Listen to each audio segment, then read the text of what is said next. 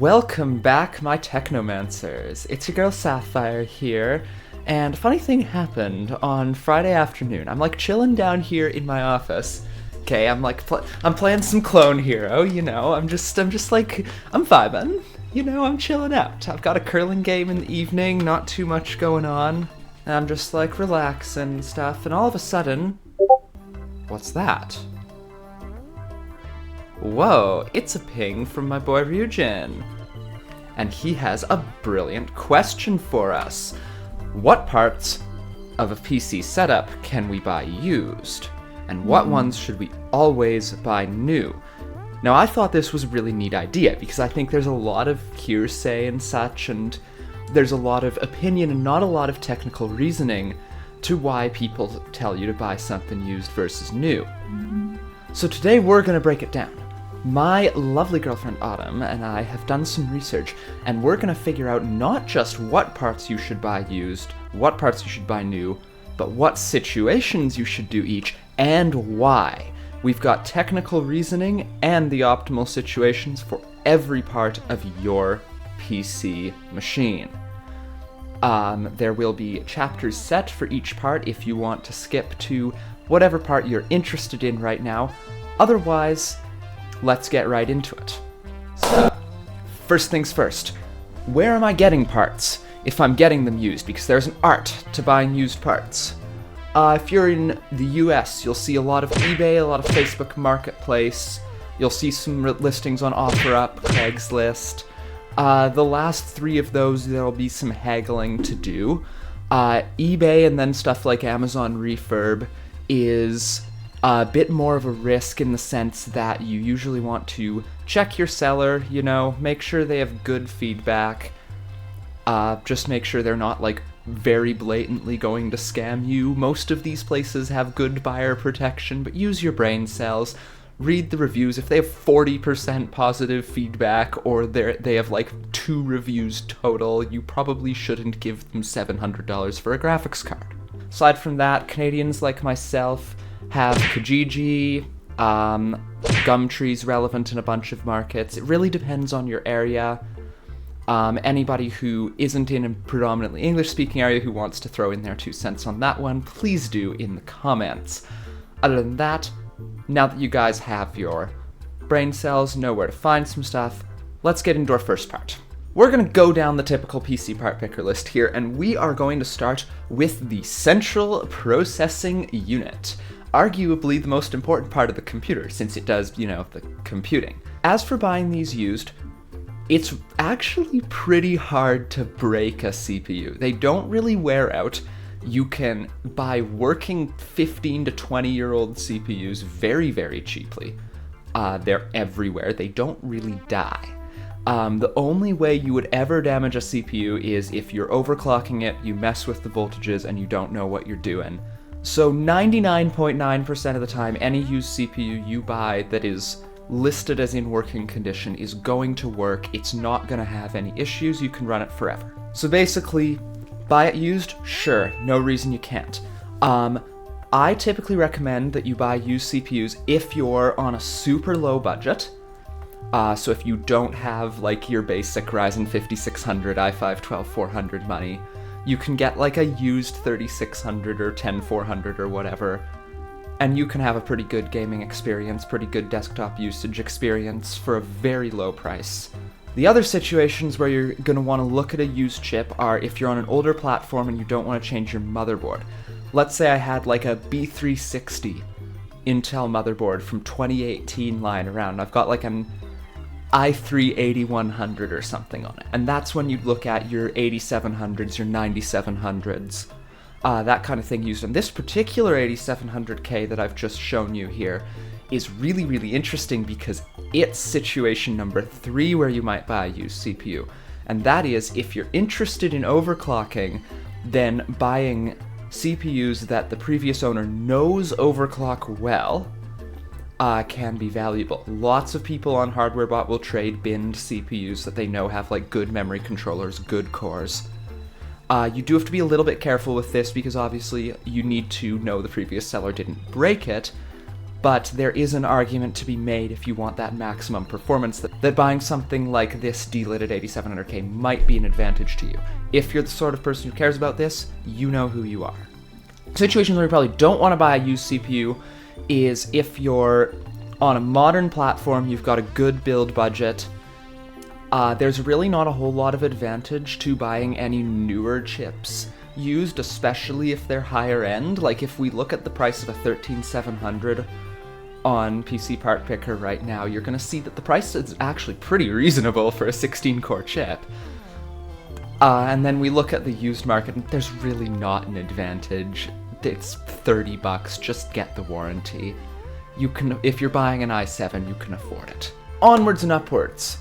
Next up, we got CPU coolers, and there's two main categories of this. Category number one is going to be your air coolers, your big heat sinks with fans on them. I've seen 20-year-old heat sinks work fine. They don't fail. There's no technical reason that you could break a heat sink, really. Fans do fail, but they're trivially cheap to replace individually. So I wouldn't have any issues using a used air cooler. There's not really a situation where you would ever want to go out of your way to buy an air cooler used, just because, like, we have these $20 Thermalright coolers that can handle any 6 or 8 core chip under the sun that you can buy on Amazon. So you might as well just buy new. But if you buy, like, a used entire computer and you have an air cooler in it that you want to keep using, yeah, go crazy. If you want to reuse an air cooler from an old build, sure. AIOs are a rather different animal. They do fail. They are wear parts. They typically last 7-8 years if you're on a good model. And when they fail, which is not an if, it's a when, they do things like this. The viewer just got it wrong. Maybe didn't install the AIO correctly. Yeah, that clicking sound. We've heard that before. I think this is exactly the same case. So, right away, CPU temperatures are at 43 degrees Celsius, which in and of itself isn't super alarming. However, the coolant should be at room temperature because it hasn't been running, several days at this point. So we're going to leave this on for a few more minutes and see if these temperatures rise. By that time, we should reach some sort of thermal equilibrium. We'll know if this AIO is in fact bad. A few moments later. Holy crapola. Okay, 86 degrees Celsius. It's been like 10 minutes. Thank you to my man Greg Salazar for that extremely succinct demonstration of what happens when an AIO reaches the end of its service life. You don't want that happening. So any used AIO, I would basically say, there's so many ways you can abuse an AIO. I would budget to replace it. If it still works, cool, just don't expect multiple years of reliable service from it. In kind of the same vein, case fans, just fans in general, aren't really a thing that I would ever see a reason to buy used. Again, they do wear. They're usually fine if you get them used. I find I just kind of accumulate them from like coolers and cases and stuff. I kind of just have a fan stack in here all the time. Lean the back that. If I reach over here.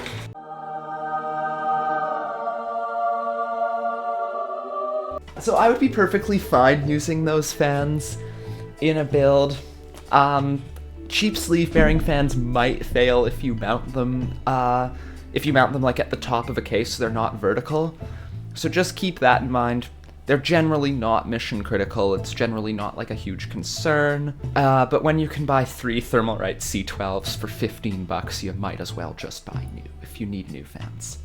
Now on to random access memory, and this is kind of an interesting one. RAM, as we know it, is not really a wear part. For the most part, it doesn't really degrade, even with a lot of voltage. There are exceptions, but most of the time they're not gonna be overclocked anyway. The stuff you would actually want to be going out of your way to look for is usually really hard to kill. I've seen Samsung B-die sticks soak up 1.7 volts, no problem. And that B-die is basically the only reason you'd ever want used DDR4, because like, new 32 gig kits are $50. RAM is dirt cheap. RAM has never been this cheap.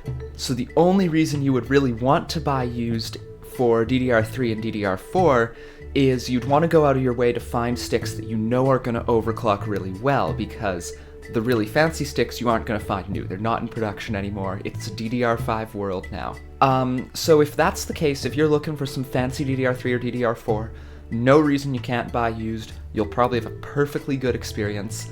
But if you're looking for just your regular old run-of-the-mill 3200 stuff, you'll pay more on the used market than you will on the new market. It's just so cheap now. And DDR5 is kind of the same way.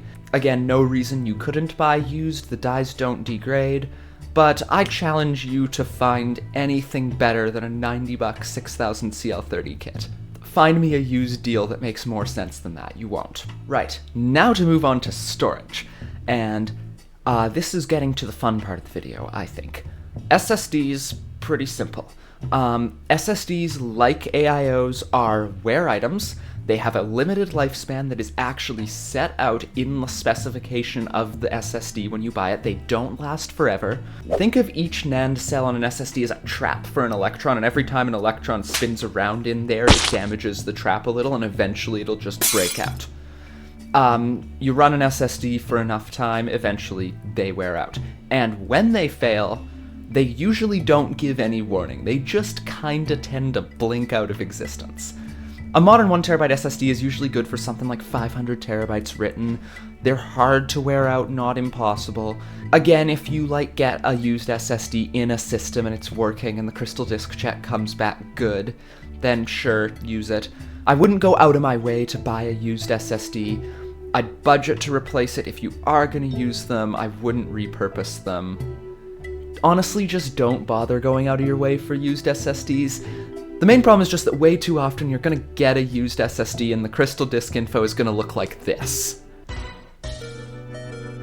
Yeah, this SSD is put in a full shift. So the conclusion on that one I would say is, no, you shouldn't really buy an SSD used. Now, hard drives are a bit of a different animal. There's a ton of hearsay on hard drives. Like, the lack of actual research is very disproportionate with the strength of the opinions people have about used hard drives, and I will admit I'm guilty of this. So here's the facts. Most hard drive failures are going to be mechanical in nature. They're going to be a bearing in the spindle fails, they're just going to spin themselves to death. The consequence of this is that good hard drives that are designed well will last a very, very long time. Most of them will fail at extremely long service lives.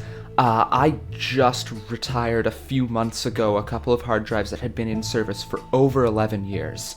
So knowing this, I decided to look at some data, and I looked at Backblaze's drive data, and what we found was that certain models absolutely do better than others. You can see Backblaze has this big fleet of HGST Ultrastars that are coming up over the 7-year mark now, and still experiencing extremely low failure rates, still proving very reliable, still offering good performance. But then they've got these new, almost brand new Seagate XO 78 and X16 drives that are failing like crazy, even in their first couple years of service. These drives are still under warranty and they're dropping like flies.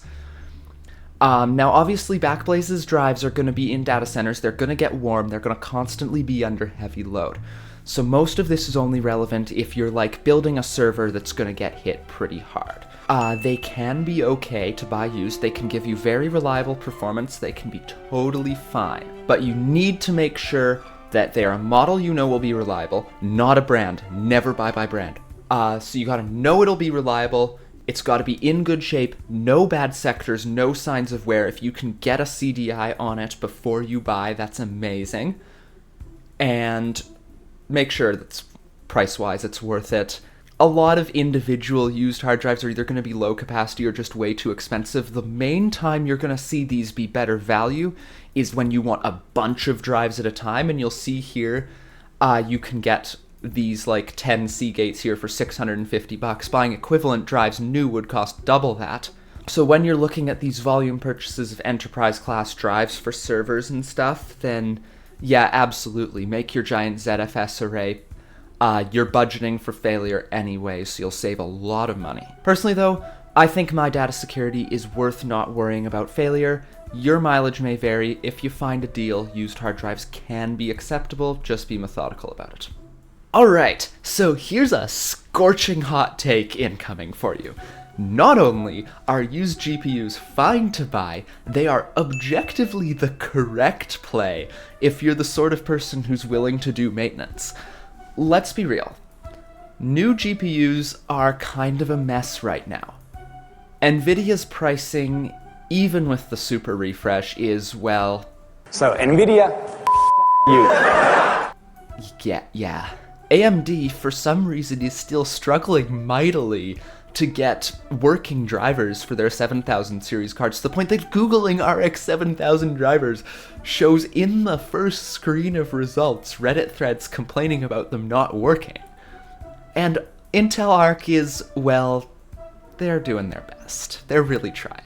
But if you're willing to maybe not have as long of a warranty, and especially if you're willing to take apart a card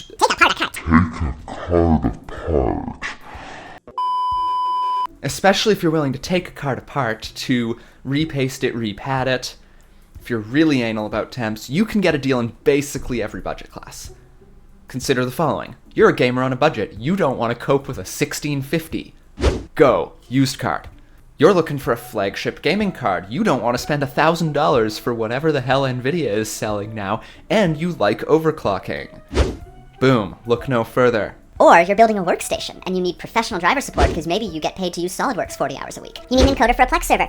And there's everything in between. If you're tech savvy enough to repaste your GPU, you can get a like-new experience for way cheaper on the used market. And even if you're not, there's still something to be said for buying a used card just on how much money it saves you. Let's talk mining, because I know that's the hot button issue on these used graphics cards. I think it's important to be clear what actually happens to a card when it's mined on. Now, most popular cryptocurrencies are going to be mining on video memory, not the actual GPU core. And what this means is that miners have a big incentive to get the power draw from the core down. Less power into the card, lower power costs, better efficiency, more profit. This means they're going to undervolt the cards, they're going to power limit the cards, they're going to run them super cool. So they're going to crank up the fans, they're going to keep them in high airflow, low humidity environments. We're going to get almost no thermal cycles. So in terms of the actual circuit board and the die on the card, mining cards are usually in extremely good shape. They've been babied their entire service lives. The only thing you really have to worry about is the fans. Sure, maybe it'll be a little bit louder than a brand new card. Maybe you'll start to hear a little bit of bearing tick. Realistically, like, with the amount of money you're saving, you can forgive that, and for the more tech savvy among you, replacing a shroud is $20 and takes half an hour. You repaste it, you tweak the fan curve, you maybe do a little bit of maintenance on it, dust it out. You might have to clear a VBIOS soffit. Realistically, that's like crazy rare. But just basic tweaks, you're off to the races. Now you compare this with a gaming card, and as someone who's fairly representative of a typical gamer running an RX 6800 in a hotbox case, most of us are either tuning our GPUs for maximum performance by overclocking them, or they're just already tuned like that out of the box. Very few gamers are going to undervolt. We're going to get a lot of thermal cycles because we're going to push the core and VRAM to their limit and then let the card cool off at the end of the gaming session. We're going to do this day in, day out for years. It's going to put a lot more stress on the card than a constant mining workload is going to. Even if you don't overclock, it's still a lot more stressful for a card to be in a gaming PC than a mining rig. So I'd honestly argue that mining cards are usually going to be in better shape. If someone's marketing never mined on, don't even worry about it, honestly. Buy the cheaper card that's been mined on. Your experience is going to be the same. The only real exceptions are your HBM-based cards. So that's your RX Vegas, your R9 Furies, and your Radeon 7. And I guess Titan Vs, because those have their video memory on the GPU die. They have crazy high heat density. So when HBM gets too hot for too long because of that high heat density, one day eventually your card stops doing this, and then it starts doing this. Yeah. Thank you, Random Gaming in HD, for that succinct demonstration of what happens to a Vega 64 if you buy it in 2024. RTX 3090s are also the same way because they have this really stupid design where they have half the memory on the back of the card and all the heat gets trapped under the backplate. That's GDDR6X, but they can still fail if they've been mined on for extended periods of time. The 3090 does have a great value proposition as a budget workstation card because it has so much VRAM, so it's kind of a risk you have to be willing to take, but if you can find a 3090 Ti that fixes that design flaw, always do that, because then you never have to worry about it. Now for cases, and I gotta be honest, it's a metal box. I really don't care. You can build your computer in a cardboard box. Like, cases are so subjective once you get past the bare minimum of thermal performance. If there's a case you like that you can buy new and you see it on the used market in good shape, go for it.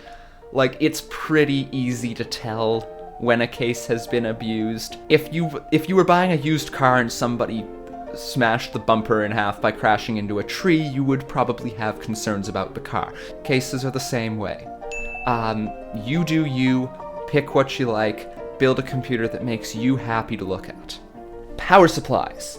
I am strongly of the opinion that you want warranty on a power supply. When power supplies fail, they take other components with them, because if a power supply fails in a way that causes a surge, you get way too much power going into your other components, you cook voltage regulators, you cook silicon, it's not good. They aren't really wear parts, but power supplies don't last forever. Electrical components do wear over extremely long periods of time. They don't like getting hot, and obviously the internal fans can fail. Basically, for anything other than the top of the top end of power supplies, it's really not worth taking the risk on getting something that's not going to be reliable for the full warranty period. If you can't afford $50 for a known good power supply with warranty, you probably shouldn't be building a computer.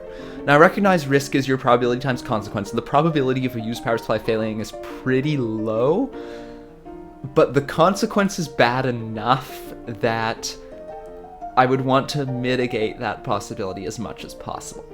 The exceptions are your very, very high-end units.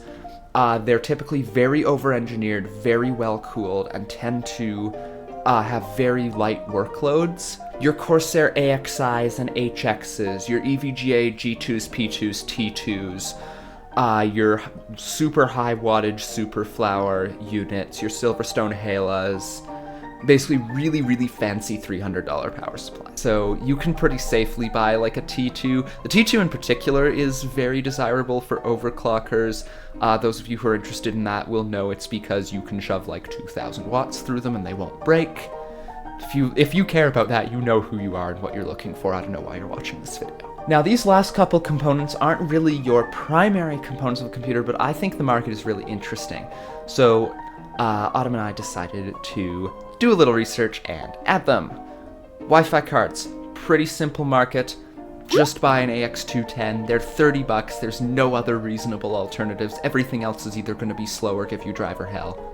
AX210 is love. AX210 is life. Buy it. Wired network cards are a completely different animal. Now, I know what you're thinking. Why the hell would I buy a wired network card? Your board probably has an Ethernet port on board. That Ethernet port can break. Or you might have a non-standard networking configuration that requires you to do things like peer-to-peer Ethernet that might, where dual ports might come in handy. If you're building custom router, you're going to want a bunch of Ethernet ports that you can plug everything into. So if you want maximum driver stability from a network card, Intel is always going to be the way to go on any OS. Realtek is basically, if you want maximum driver stability from a NIC, that doesn't cost a bajillion dollars, you want Intel. No matter what OS you're running, that's going to give you the most stable, best performing experience. Problem is, they're crazy expensive compared to their admittedly worse Realtek counterparts if you buy them new. The secret is that network cards haven't changed for like 15 years. So you can get used ones for a great deal. You can get a 2-port gigabit Intel card for $20. If you're a power user, you want to build a router on a budget, you want MSIX support, you want 4 ports, boom, $40, i340, end of story, that's what you buy. Obviously they're not like fancy 10 gig cards or anything, but That's expensive. Who cares about 10 gig? And with new multi-port Intel Gigabit cards running $65, there's no reason not to buy used. Like, always buy used. It's so much of a better deal. If you need anything more than that little quad port, no you don't, and also, why are you watching this video? Sound cards. PCI Express sound cards are dead. Don't even bother, buy an interface. Optical drives. Okay, I know what you're thinking. You go on PC Part Picker, you sort by cheap. You just want to, like, rip a couple CDs. You don't really care, it just has to be serviceable. Buy it new, they're 20 bucks, they're all the same, they all work. If you need anything fancier than that, though, is where things get interesting. The discerning user might want to, say, write some Blu-ray discs occasionally, or not make a ton of noise every time you read a CD. And that's when the used market comes in clutch. There are certain drives, these LG WH16s are supposed to be really good. This one, while I was researching, we would have just barely had time to snipe if I'd needed it. But deals like that are fairly commonplace. And again, new equivalents will cost you upwards of 70 bucks. And if you've never opened one of these things up, they can be daunting.